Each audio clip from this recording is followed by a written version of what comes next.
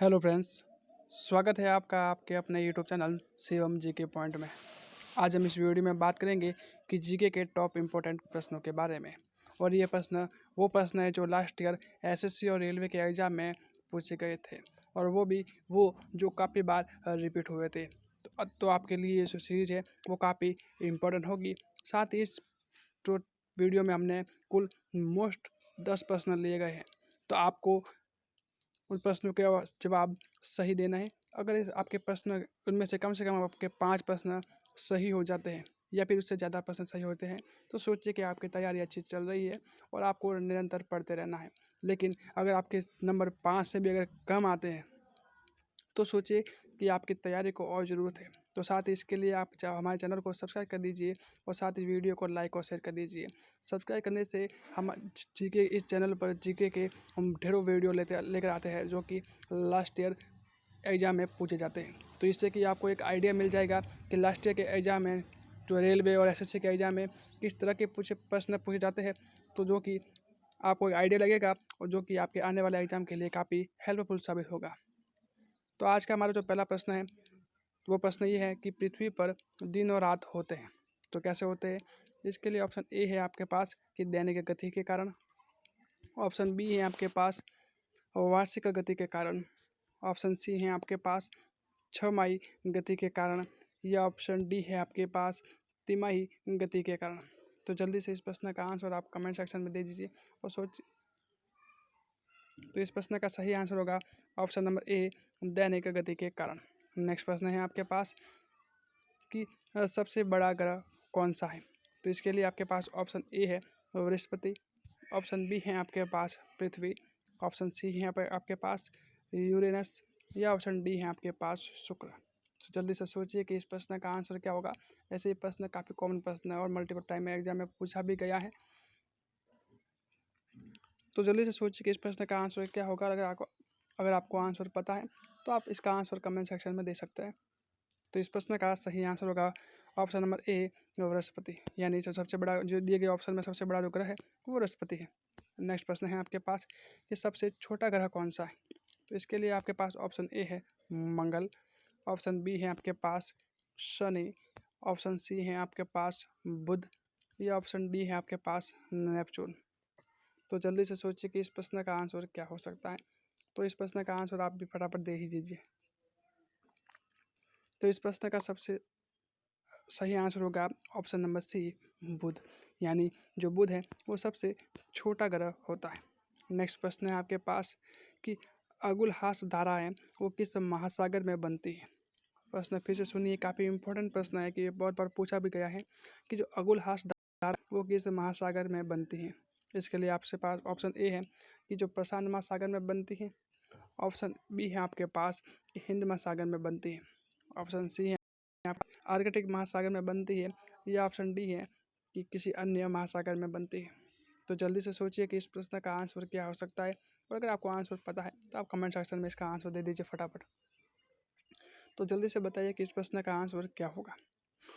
तो मैं इस प्रश्न का आंसर दे देता हूँ कि इस प्रश्न का जो आंसर है ऑप्शन नंबर होगा बी, हिंद महासागर। यानी जो अगुलहास की धारा है वो हिंद महासागर में बनती है। नेक्स्ट प्रश्न है आपके पास कि पृथ्वी का जो सबसे भीतर यानी सबसे अंदर वाला भाग जो क्रोड है वो किसका बना होता है? ये भी काफ़ी पॉपुलर प्रश्न है। इसके लिए आपके पास ऑप्शन ए है तांबा और जस्ता, दूसरा है आपके पास निकेल और तांबा, तीसरा है क्या आपके पास लोहा और जस्ता, और चौथा है आपके पास लोहा और निकेल। तो जल्दी से सोचिए कि इस प्रश्न का आंसर क्या होगा। इस प्रश्न का आंसर भी आप फटाफट दे ही दीजिए। तो बताइए कि इन चारों ऑप्शनों में से आपका आंसर कौन सा होगा। तो इस प्रश्न का सही आंसर होगा ऑप्शन नंबर डी, यानी लोहा और जो निकेल है वो पृथ्वी के सबसे अंदर वाले भाग यानी जो क्रोड है वो ऊपर होता है। नेक्स्ट प्रश्न है आपके पास कि मैग्नीज के उत्पादन में जो भारत का दूसरा स्थान है, तो प्रथम स्थान किस देश का है? तो इसके लिए आपके पास ऑप्शन ए है फ्रांस, ऑप्शन बी है आपके पास रूसी संघ, ऑप्शन सी है आपके पास कनाडा, या ऑप्शन डी है आपके पास ये संयुक्त राज्य अमेरिका यानी कि यूएसए। तो जल्दी से सोचिए कि इस प्रश्न का आंसर क्या हो सकता है, और फटाफट आपको आंसर पता है तो आप इसका आंसर आप कमेंट सेक्शन में फटाफट दे दीजिए, लाइक और शेयर कीजिए। और अगर आप चैनल पर नए हैं तो चैनल को फटाफट सब्सक्राइब भी कर दीजिए, ताकि ऐसी और भी अमेजिंग वीडियो आपको सबसे पहले मिल सके। तो इस प्रश्न का सही आंसर होगा ऑप्शन नंबर बी, रूसी संघ। तो इस प्रश्न जैसे देखा जाए तो इस प्रश्न अपने आप में दो प्रश्न कवर कर रहे हैं, यानी आपको एग्जाम में ये भी पूछा जा सकता है कि मैग्नीशियम के उत्पादन में भारत का कौन सा स्थान है, तब आप आंसर दे सकते हैं कि इसमें भारत का है वो दूसरा स्थान है।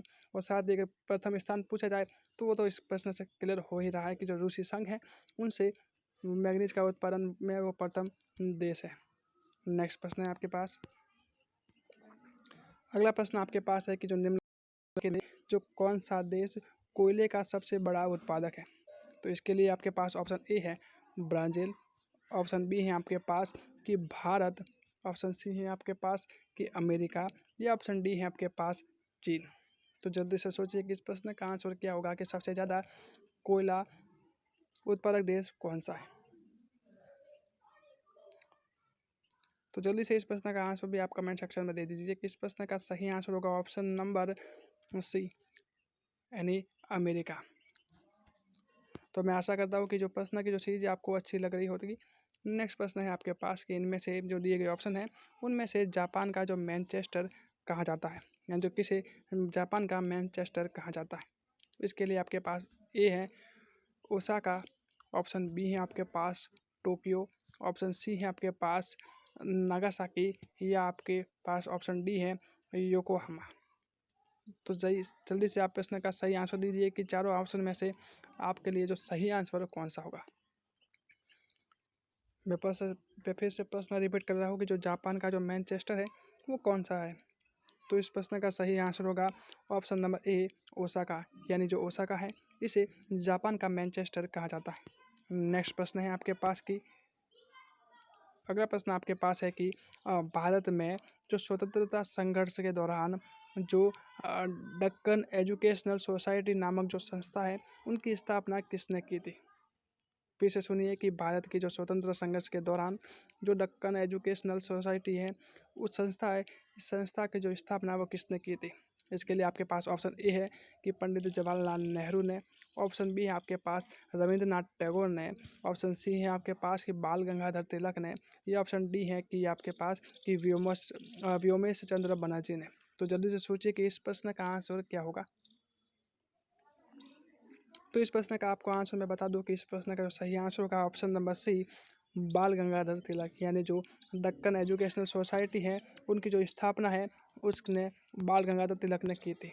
नेक्स्ट प्रश्न आपके पास है कि जो 1857 की जो क्रांति के समय भारत का जो गवर्नर जनरल कौन था। ये भी काफ़ी इंपॉर्टेंट प्रश्न है। तो इसके लिए आपके पास ऑप्शन ए है लॉर्ड कैनिंग, ऑप्शन बी है आपके पास नील आर्मस्ट्रॉन्ग, जो कि बिल्कुल गलत है, ऑप्शन सी है आपके पास जॉन मथाई, या ऑप्शन डी है आपके पास अन्य। वैसे और प्रश्न है जो आपने बहुत बार पढ़ा होगा, तो इस प्रश्न का भी आंसर आप फटाफट दे दीजिए कि इस प्रश्न का सही आंसर कौन सा होगा। तो मैं बता ही दूँ कि इस प्रश्न का सही आंसर होगा option number A, Lord Canning, यानी जो 1857 की जो क्रांति हुई उस समय भारत का जो गवर्नर था वो लॉर्ड कैनिंग था। तो मैं आशा करता हूँ कि ये सीरीज़ आपको अच्छी लगी होगी। साथ ही आपके जो इस सीरीज़ में कुल 10 प्रश्न दिए गए हैं, तो इस 10 प्रश्न में से जो आपका स्कोर कितना रहा है तो उसके बारे में आप कमेंट सेक्शन में ज़रूर बताइएगा।